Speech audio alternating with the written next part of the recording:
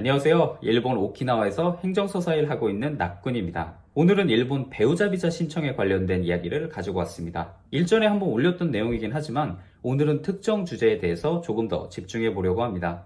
여러분도 이미 잘 아시겠지만 혼인신고를 마쳤다고 해서 입건해서 배우자 비자를 그냥 주진 않아요. 당연히 많은 검증 단계를 거치게 되는데 그 중에서도 오늘 다뤄볼 것은 배우자 비자를 신청할 때 가끔씩 고민거리가 되곤 하는 생계유지 능력 증명입니다. 일본 배우자 비자를 신청할 때 가장 중요한 건 물론 위장 결혼이 아니라는 것.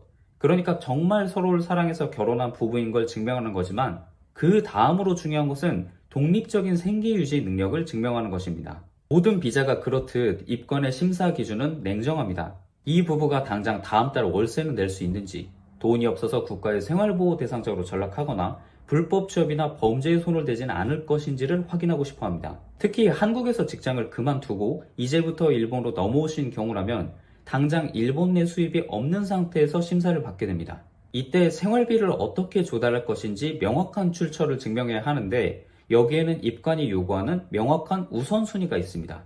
첫 번째로 가장 깔끔하고 심사가 수월한 베스트 케이스입니다. 바로 일본의 생활 기반을 두고 있는 일본인 배우자의 수입으로 증명하는 것입니다. 의외로 많은 분들이 외국인인 신청인 본인의 수입이 가장 중요하다고 오해하시는데 신원보증인이 일본인 배우자 측이기 때문에 일본인 배우자 측의 수입 증명이 1순위입니다. 만약 일본인 배우자가 회사원이라면 재직증명서, 주민세 과세증명서, 납세증명서, 그리고 통장거래 이력과 잔고증명서 등을 제출해서 쉽게 증명할 수 있습니다. 작년도 원천징수, 과세증명서상의 수입이 안정적이고 미납된 세금이 없다면 가장 이상적입니다. 그런데 일본인 배우자 측이 자영업자인 경우도 물론 있습니다. 그리고 이럴 때 실무적인 문제가 자주 발생합니다. 일본인 배우자가 개인사업자라면 매상이 아니라 경비를 떼고 난 뒤에 소득 금액이 기준이 됩니다. 그런데 세금을 줄이려고 확정신고를 할 때 경비를 과도하게 설정하는 등 뭔가 탈세에 가까운 꼼수를 부렸다면 비자 심사에도 당연히 부정적인 영향이 있을 수밖에 없습니다. 물론 현금 자산이 넉넉하다면 크게 문제가 되지 않습니다. 다음으로 만약 일본인 배우자가 전업주부이거나 파트타임 알바만 하고 있어서 서류상의 수입이 적은 경우입니다.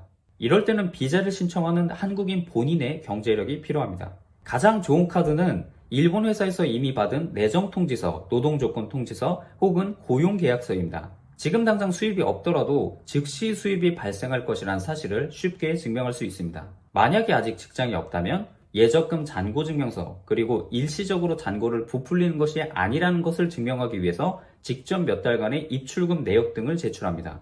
보통은 1년치 부부의 생활비를 충당할 수 있을 정도의 금액이 있다면 긍정적으로 평가합니다. 그리고 한국에 소유한 부동산이나 주식도 증명서류로 쓸 수 있습니다. 그런데 입건은 당장 생활비로 쓸 수 있는 유동자산, 현금을 훨씬 더 높게 평가하고요. 그리고 한국 측의 서류를 제출할 때는 반드시 꼼꼼한 일본어 번역본을 첨부해야만 효력이 있습니다. 그리고 다음 케이스는 한일 20대 대학생 커플이나 취중생 커플처럼 부부 양쪽 모두 돈이 없는 난감한 상황입니다. 이럴 때는 부모님을 재정 지원자 겸 두 번째 신원보증인으로 세우게 됩니다. 여기서 한국에 계신 부모님의 지원으로 증명하는 것도 가능은 합니다만 입건은 돈이 국경을 넘어온 것보다 일본 국내에 거주하면서 세금을 내고 있는 일본인 배우자의 부모님이 보증을 서주신 것을 압도적으로 신뢰합니다. 마지막으로 자산을 증명하는 과정에서의 두 가지 주의사항을 설명하겠습니다. 먼저 공적 의무를 성실하게 이행했을 것입니다. 최근에 질리도록 이야기하고 있지만 비자 심사에서 세금 미납은 치명적입니다. 특히나 일본인 배우자 쪽에 국민연금, 건강보험료, 주민세 미납 내역이 있다면 심사에 매우 부정적입니다. 두 번째 주의사항은 보여주기식 잔고 부풀리기를 하지 말 것입니다. 돈이 없으니까 심사 직전에 부모님이나 지인에게 큰 돈을 빌려서 일시적으로 통장 잔고만 억지로 부풀리는 행위입니다. 비정상적인 거액이 갑자기 들어온 흔적이 있고 심사관의 재량으로 그에 대한 추가 설명을 요구받았을 때 그 출처를 제대로 설명하지 못한다면 곧바로 허위 신청으로 간주되고 향후 비자 심사에 영구적인 악영향을 끼칩니다. 최근 일본의 비자 심사가 전반적으로 예전보다 어려워졌지만 배우자 비자 심사에 관한 내용은 크게 변한 것이 없습니다.